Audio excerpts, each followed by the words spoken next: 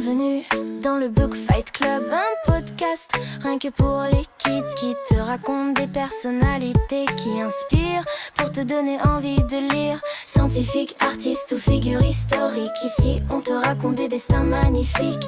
Pas de blabla ni de mots compliqués, Suzanne veille à tout bien t'expliquer. Alors installe-toi avec papa ou maman, on va vivre ensemble un joli moment. Salut les enfants! Coucou les parents! Nous sommes très heureuses de vous retrouver pour un nouvel épisode. Spécial Kids! Nous allons vous présenter deux femmes extraordinaires. Coco Chanel et Helena Rubinstein. Ces deux pionnières ont bâti des empires dans les industries naissantes de la mode et de la beauté du XXe siècle. Elles ont libéré les femmes en les rendant plus belles, avant tout pour elles-mêmes. Mais toutes les deux nées dans la pauvreté, elles ont aussi écrit leur propre légende et su toujours se réinventer pour durer. Coco et Helena sont des personnalités complexes, fortes, avec de nombreuses parts d'ombre. Elles sont surtout des génies de la création, des travailleuses acharnées qui ont durablement marqué de leur empreinte leur métier qu'elles ont largement contribué à inventer. Pour cet épisode, nous avons choisi de lire Coco Chanel par Brigitte Labbé et Michel Puech dans la collection de Vie en Vie des éditions Milan Jeunesse. C'est un petit livre dessiné aux plus de 10 ans que j'ai dévoré, adoré, aussi pour ses jolies illustrations. Pour Helena Rubinstein, il n'existe malheureusement pas de biographie adaptée aux enfants. J'ai donc lu Helena Rubinstein, la femme qui inventa la beauté, par Michel Fitoussi, paru chez Grasset. Allez, on vous raconte tout ça. Chapitre 1, partie de rien. Gabrielle Chanel, dite Coco, née en 1883 à Saumur, en France. Elle est la fille d'un camelot et d'une couturière. C'est quoi un camelot? C'est un marchand ambulant qui vend des produits pas chers sur les marchés, les foires ou même dans la rue.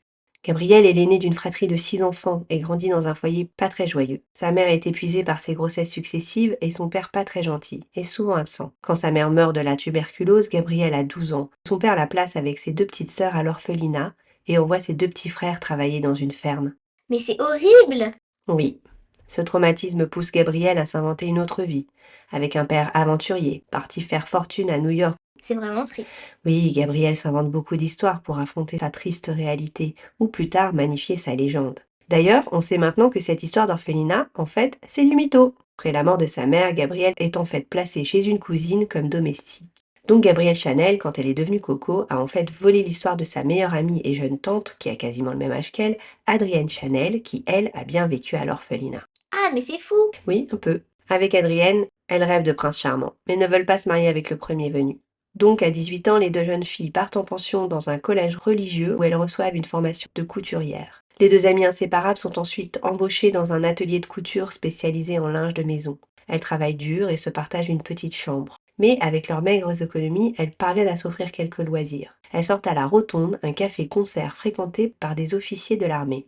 Et c'est là qu'on lui donne le surnom de Coco quand elle devient chanteuse. Oui, elle a son petit succès quand elle chante. Qui a vu Coco dans le Trocadéro et fait tourner les têtes des hommes avec son charme irrésistible. Elle rencontre alors Étienne Balzan qui lui offre la vie de château. Si elle a bien tenté sa chance comme chanteuse de cabaret à Vichy, la grande ville du coin, c'est un échec. Et son histoire d'amour avec Étienne l'entraîne dans un tout nouveau monde. Dans le château familial de son amoureux qui a quitté l'armée pour se consacrer à l'élevage de chevaux de course. Elle découvre avec lui la vie dans la haute société, celle des gens bien nés, les aristocrates, les fortunés. Coco s'amuse, voyage dans toute la France et apprend à monter à cheval. Elle étonne car elle monte comme un homme et non pas en Amazone, c'est-à-dire les deux jambes du même côté. Elle adopte pour cela un look masculin, chemise, pantalon et même parfois cravate qu'elle emprunte à Étienne. Mais il n'a pas l'intention d'épouser Coco, qui n'est pas de son rang social, et elle commence à s'ennuyer dans l'oisiveté de sa cage dorée, c'est-à-dire qu'elle ne travaille pas et ne gagne pas sa vie. Surtout qu'elle a déjà commencé à s'habiller de ses propres créations, très avant-gardistes. Des robes fluides, aux lignes simples, aux couleurs neutres. Elle se fabrique même des pantalons, des cardigans. Rien à voir avec le style de l'époque et ses corsets qui écrasent la poitrine, ses robes surchargées de plumes, de broderies, de cols immenses et gonflées de multiples jupons. Coco se confectionne aussi de petits chapeaux canotiers, tout simples, un peu masculins que les femmes de son entourage s'arrachent. En 1909, elle suit à Paris un nouvel amoureux, un aristocrate fortuné anglais surnommé Boy, qui l'aide à ouvrir sa première boutique, Chanel Mode. Coco Chanel devient modiste, c'est-à-dire qu'elle crée des chapeaux. Sa véritable carrière est lancée, elle a 26 ans. Helena Rubinstein naît en 1872, dans une famille juive à Cracovie en Pologne. Son père est commerçant. Sa mère, elle, s'occupe de ses 8 filles, dont Elena est l'aînée. La famille est pauvre et vit dans le quartier juif, l'ancien ghetto. C'est quoi un ghetto? Ce mot vient du ghetto de Venise, un quartier fermé réservé aux juifs d'où ils ne pouvaient sortir que le jour, entre le XVIe et la fin du XVIIIe siècle. On l'utilise maintenant pour désigner un quartier où sont concentrées les communautés marginalisées, rejetées par le reste de la société. Donc les Juifs sont déjà persécutés en Pologne quand Elena naît? Pas vraiment. Les persécutions contre les juifs dans l'Europe du Moyen-Âge et de la Renaissance les ont poussés à se réfugier en Pologne, plus tolérante à leur égard. Mais la communauté juive vit alors dans la peur des pogroms, les massacres antisémites, qui ont lieu dans les pays voisins et dans la partie russe de la Pologne. C'est terrible. Oui, Elena vit dans une communauté repliée sur elle-même, sur ses traditions, par peur de disparaître. Et ça l'étouffe, car elle a une forte personnalité, rêve d'ailleurs, et certainement pas d'épouser les garçons du quartier que lui présente son père. Ah, c'est une rebelle comme Coco. Oui, et une meneuse d'hommes, enfin de femmes. En tant qu'aînée, elle aide sa mère dans les tâches domestiques et mène à la baguette ses 7 sœurs qui la craignent et l'admirent. Dès qu'elle le peut, elle se promène en dehors du quartier juif, admire les belles maisons bourgeoises et s'invente une autre vie. Sa mère a 8 filles à marier et un secret de beauté. Une crème pour protéger la peau du visage, du froid et du vent. Elle tient sa crème de 2 frères chimistes d'origine hongroise, clients de l'épicerie du père. Et le rituel est immuable. Chaque soir, les 8 sœurs font la queue devant leur mère pour se faire badigeonner et longuement masser le visage de cette crème miraculeuse. Elle adore aussi traîner dans le magasin de son père, le seconder dans la tenue des comptes. Sans le savoir, elle apprend les bases de son métier. Mais elle va à l'école quand même? Oui, à l'école juive, jusqu'à ses 16 ans, comme il est de tradition dans son milieu. Bien qu'elle prétende plus tard avoir fait des études de médecine, elle n'est pas allée jusqu'au bac, mais elle aurait bien aimé continuer l'école car elle adore apprendre. Hélas, elle est une fille et doit se marier. Ah, elle aussi est menteuse. Ouh là oui, et pas qu'un peu. Tout au long de sa vie, elle réécrit sa légende. Elle ment sur son âge, ses origines, son parcours, par honte de son milieu modeste, de son identité juive, et aussi par stratégie commerciale. Son premier gros mensonge est pour ses parents. Elle s'invente un amoureux étudiant en médecine pour justifier son refus obstiné de se marier. Et sur un coup de tête, s'enfuit de la maison. Quoi? Mais elle est folle. Pas vraiment. Elle a déjà une vingtaine d'années, et puis elle ne va pas bien loin. Elle se réfugie dans un premier temps chez des tantes à Cracovie, puis à Vienne, en Autriche. Là, elle travaille pendant 2 ans dans le magasin de fourrure de son oncle, le temps de parfaire son allemand et sa connaissance du commerce de luxe. Mais elle s'ennuie vite. Elle a un autre oncle qui vit en Australie, et sa cousine lui écrit régulièrement de Melbourne. Elena, séduite par l'aventure de l'émigration lointaine, décide de partir. En Australie? Mais c'est à l'autre bout du monde. Oui, mais c'est aussi une solution qui convient à ses parents. Éloigner cette fille rebelle qui a refusé de se marier est une sortie honorable. C'est un peu moins la honte, quoi. La famille se cotise pour lui payer le voyage et sa mère lui glisse 12 petits pots de sa précieuse crème dans sa valise. Elena part à l'aventure, elle a 24 ans. Waouh, ça fait rêver. Oui, mais c'est rude. La traversée en bateau est interminable, les conditions très difficiles. Et quand elle arrive dans la triste petite ville rurale où vit son oncle, le choc est immense. Tout est différent. Le climat aride, les paysages monotones, les gens aussi. On est bien loin des villes cultivées et raffinées que sont Cracovie, Vienne ou Melbourne. Ici, on élève des moutons et c'est tout. Et son oncle, qui tient une épicerie, la fait travailler, mais refuse de la payer, sous prétexte qu'il la loge et la nourrit gratuitement. Alors qu'elle lui fait gagner beaucoup d'argent grâce à son talent inné du commerce. Mais ça se fait pas. Elle n'a pas vraiment le choix. Sans un sou, elle est coincée et passe là-bas 3 ans à travailler presque gratuitement pour un oncle qui la dégoûte. Mais elle a toujours sa fameuse crème. Dont elle découvre une propriété précieuse dans ce pays au climat brûlant. Elle protège la peau des effets vieillissants du soleil qu'elle constate sur les visages ravagés des Australiennes. L'idée lui vient de vendre ses petits pots. Le voyage étant bien trop long et coûteux pour demander à sa mère de lui en envoyer en quantité, elle décide de fabriquer elle-même sa crème et se fait embaucher par le pharmacien de la ville voisine. À 27 ans, Elena Rubinstein a trouvé sa vocation, apprendre aux femmes à prendre soin de leur peau. Chapitre 2, bâtisseuse d'empire. Au début du XXe siècle, entre Paris et Deauville, où son protecteur lui loue une boutique pour l'été, Coco Chanel vend avec un certain succès ses chapeaux, puis des vestes, des jupes, des robes. Cette boutique de Paris et Deauville s'appelle désormais Gabrielle Chanel. Et rapidement, elle ouvre une 3e boutique à Biarritz, où sa cliente fortunée s'est réfugiée le temps de la Première Guerre mondiale. La guerre crée des pénuries de tissus, c'est-à-dire que l'industrie textile ne travaille plus que pour l'armée pour fabriquer les uniformes des soldats. Chanel modifie donc ses modèles et utilise le jersey, une sorte de coton tissé utilisé pour les maillons de corps des militaires. Elle libère encore un peu plus les silhouettes, supprime la taille marquée, raccourcit les jupes, s'inspire du vestiaire sportif. Coco impose son propre style, mi-féminin, mi-masculin. Elle est très mince, a les cheveux courts et décontractés mais chic. Et elle lance une pièce devenue incontournable de la garde-robe, la marinière. Quand la guerre se termine, la maison de couture a de plus en plus de succès. Chanel, qui a su adapter ses créations aux pénuries et aux besoins de confort des femmes, emploie désormais plus de 300 ouvrières et peut rembourser Boyle pour ne rien lui devoir. D'ailleurs, s'il aime Coco, il doit en épouser une autre, imposée par sa famille. Elle est encore une fois humiliée et a le cœur brisé quand Boyle se tue dans un accident de voiture peu après. Elle se raccroche donc à son travail et redouble d'efforts pour développer sa maison de couture. Elle s'amuse aussi beaucoup dans le Paris de l'entre-deux-guerres, qu'on surnomme les années folles. Elle fréquente le tout Paris fortuné et des artistes, comme le peintre Picasso, des poètes, des écrivains comme Jean Cocteau, des compositeurs, des chorégraphes. Cette bonne société profite de la paix retrouvée, fait tout le temps la fête, organise des bals costumés somptueux. Et Coco collectionne les amoureux, mais continue aussi de bâtir son empire. Sur lequel elle règne avec autorité, notamment sur ses employés, dont font partie sa grande amie Adrienne et sa sœur Antoinette. Elle surveille chaque dépense et se fait désormais appeler Mademoiselle, comme un clin d'œil à son statut d'éternelle célibataire.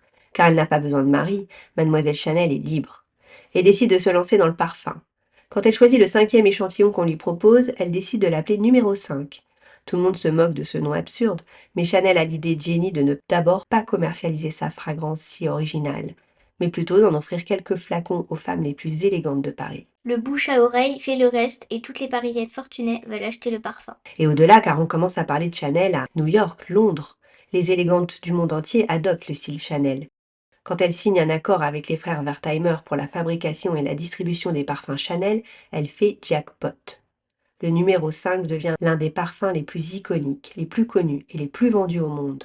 Il se vendrait encore aujourd'hui un flacon toutes les 30 secondes. C'est une incroyable réussite qui rend Coco très riche et célèbre, très puissante aussi. Elle dicte la mode parisienne et quand elle voit réapparaître le style chargé d'avant-guerre, elle contre-attaque et invente un autre indispensable de la garde-robe, la petite robe noire. Le noir est normalement réservé au deuil, mais flatte la silhouette, l'amincit. Sa robe droite, sans col, à manches 3/4, fait fureur et devient un classique. Souvent copié, jamais égalé. Elle accessoirise sa petite robe noire de ces perles qu'elle ne quitte jamais et de bijoux fantaisie qu'elle commence à fabriquer. Dans les années 30, elle fait de nouveaux scandales en se lançant dans la haute joaillerie avec sa collection réalisée en diamants et platine. Une extravagance après la grave crise financière de 1929 qui a ruiné nombre de ses clientes et une provocation pour les joailliers historiques qui méprisent cette petite couturière osant marcher sur leur plate-bande. En 1939, quand la guerre éclate, la maison Chanel envoie 4000 ouvrières. Si elle présente une ultime collection bleu-blanc-rouge patriote, elle surprend tout le monde en fermant subitement sa maison de couture et en mettant brutalement au chômage l'intégralité de son personnel. Alors que la France est rapidement vaincue, Coco Chanel disparaît. Retrouvons Helena Rubinstein en Australie au tournant du XXe siècle. Elle a le projet de commercialiser des crèmes de beauté, mais pas un sou en poche, pas de généreux protecteur pour financer son rêve. Avec le gentil pharmacien, elle apprend les bases de la chimie moléculaire, tente de déchiffrer la composition de la formule de son dernier pot de crème miracle. Avec les quelques ingrédients dont sa mère se souvient, elle tâtonne, expérimente, échoue beaucoup. Soudain, l'idée de génie. Elle incorpore à sa formule un peu de la graisse que sécrète la laine des moutons pour les protéger des intempéries, la lanoline. Ça tombe bien, l'Australie compte plus de moutons que d'habitants. Elle tient son ingrédient central. Il lui manque encore les précieux composants qu'elle ne peut trouver qu'en ville. Une élégante Australienne rencontrée sur le bateau l'invite volontiers à Brisbane, loin de son village, sur la côte est. Helena repart à l'aventure. Auprès de son amie qui l'a recueillie, elle raconte encore des mythos. Elle raconte que son oncle, riche propriétaire de terre, voulait la marier à son frère, ce qu'elle aurait refusé et elle serait partie car elle s'ennuyait de ne pas travailler. Son amie lui trouve un emploi de nounou chez des aristocrates britanniques. Elle sait se faire apprécier autant des enfants que de leurs parents, qui l'incluent volontiers dans leur vie sociale.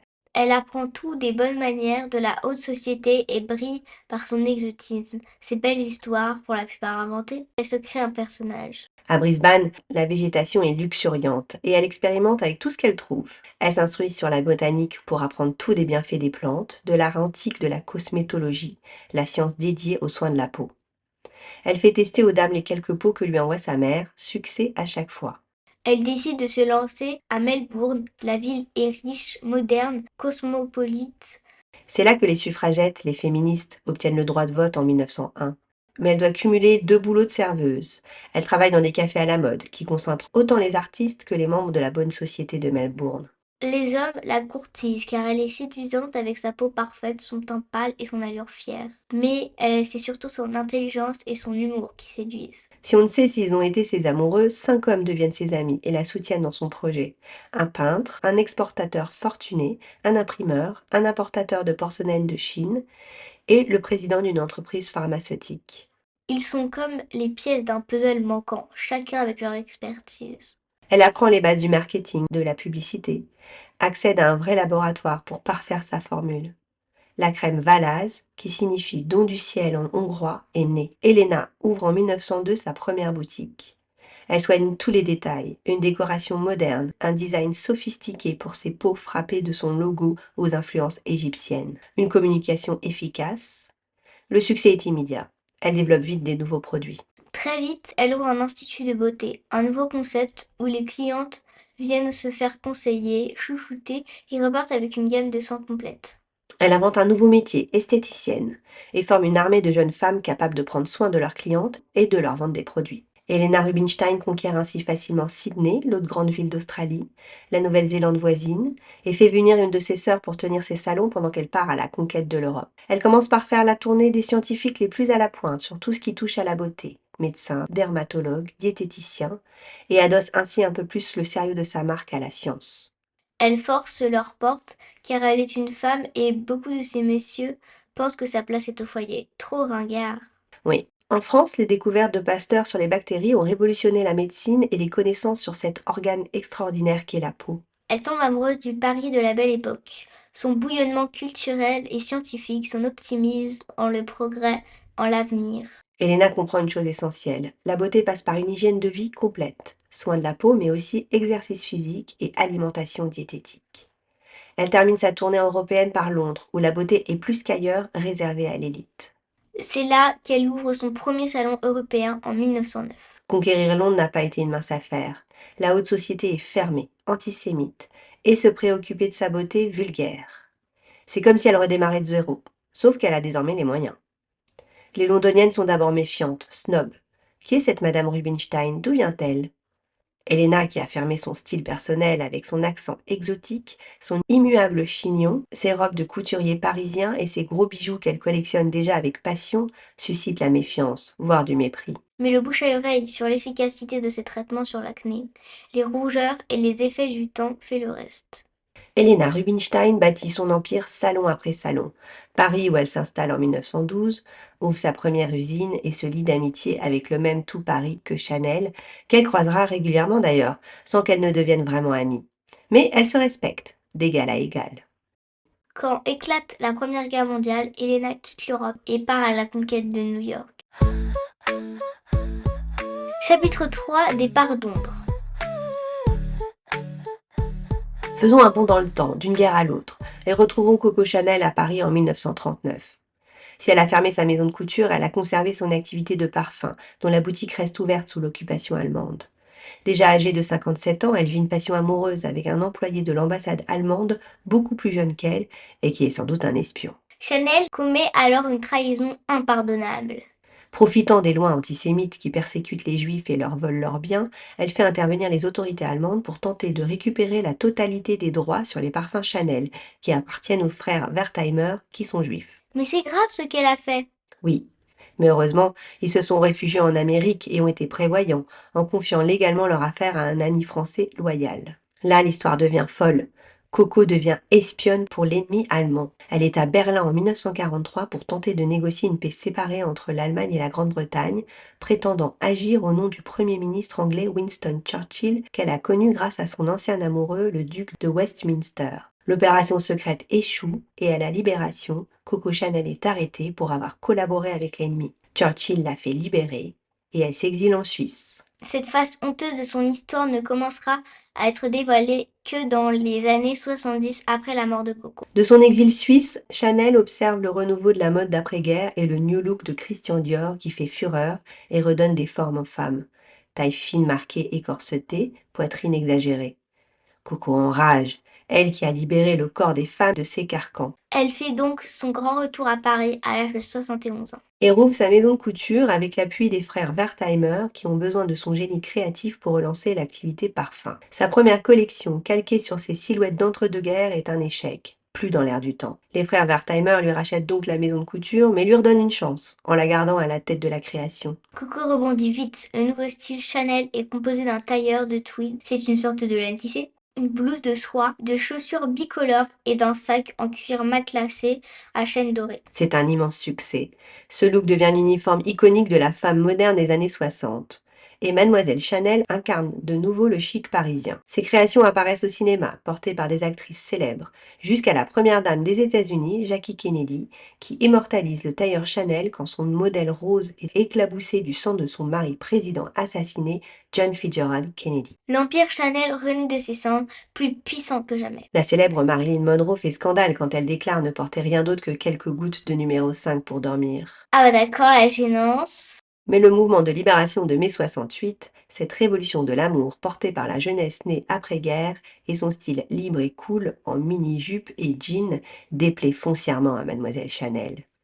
Chanel est devenue aigrie, méchante, déteste le féminisme, maltraite son entourage, ses couturières, ne comprend plus ce nouveau monde qu'elle trouve bien vulgaire. Elle meurt seule à l'âge de 87 ans et lègue toute sa fortune à la seule descendante directe, sa petite nièce Gabrielle.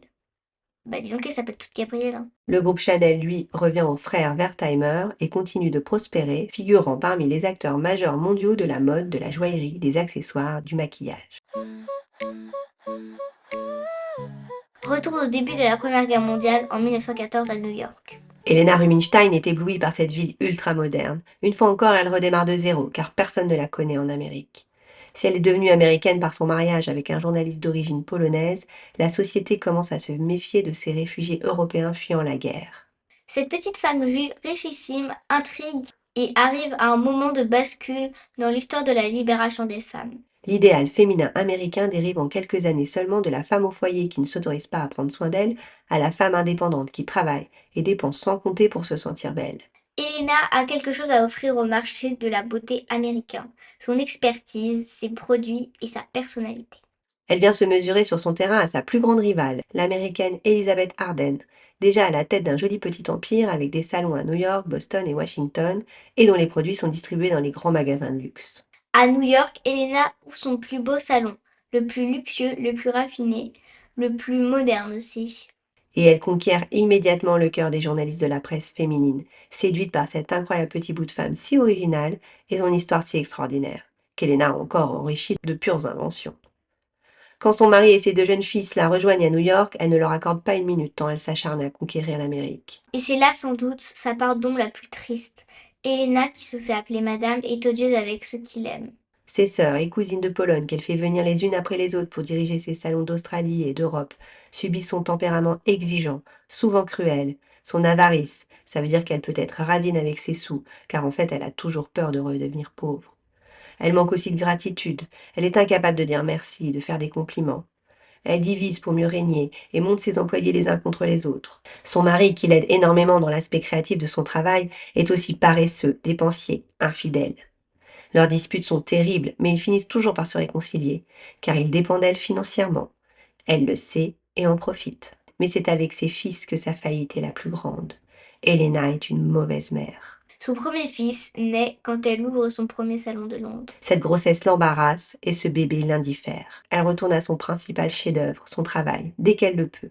Et il ne donne aucun amour à son fils aîné qui en souffrira toute sa vie. Son deuxième fils reçoit un peu plus d'amour de sa part, mais elle n'est pas plus une meilleure mère pour lui. Quand la guerre se termine, Helena retourne à Paris, agrandit et modernise son salon de beauté. Bien vite, les blessures de la guerre s'effacent et laissent place aux années folles, au Paris qui chante. Helena adapte son offre à ces nouvelles Françaises qui ont dû assumer bien des responsabilités pendant le conflit et qui entendent bien se libérer.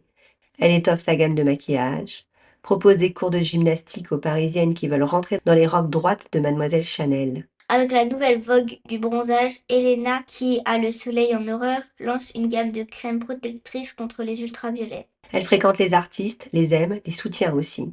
Elle achète leurs œuvres à tour de bras, se fait peindre le portrait par Marie Laurencin, Salvador Dali.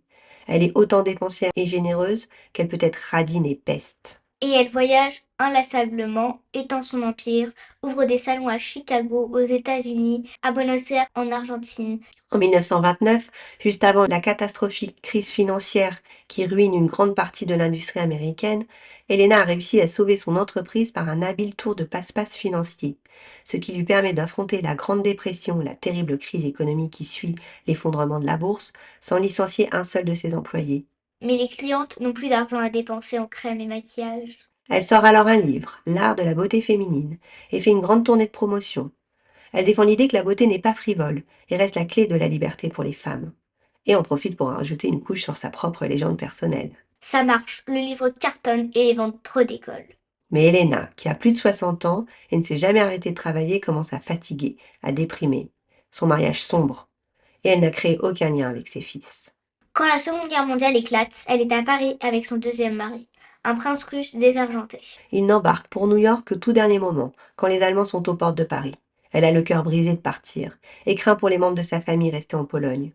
Si elle a aidé la plupart à émigrer vers l'Amérique dès que sont parues les premières lois anti-juives en Allemagne, certains n'ont pas voulu ou pu partir à temps. Sa sœur Regina est à Cracovie, occupée par les Allemands dès septembre 1939. Elle est tuée à Auschwitz en 1942. D'autres de ses tantes, oncles et cousins meurent dans les camps ou dans la destruction du ghetto de Cracovie. À New York, Elena aide dès qu'elle le peut les réfugiés venus d'Europe, sa famille, ses amis et même les relations plus lointaines. Quand Elena revient à Paris à la Libération, elle constate les destructions massives. Son bel appartement parisien a été occupé par les Allemands qui l'ont pillé, saccagé.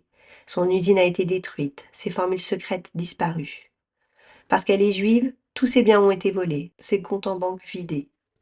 Encore une fois, il faut reconstruire. Elle a 72 ans et repart au front. Trouve les ingrédients rares sur le marché noir pour soigner les engelures dues au froid. Elle renfile sa blouse et se remet à fabriquer elle-même ses crèmes pour apporter un peu de baume à ce Paris blessé. À Londres, c'est pire. Les bombardements ont été massifs. Il ne reste rien du salon. Elena poursuit son tour d'Europe, jusqu'en Allemagne. Elle ne pense qu'à l'avenir, à reconstruire, car le temps file vite. Elle vieillit. Quand elle rentre à New York, l'économie est en plein boom.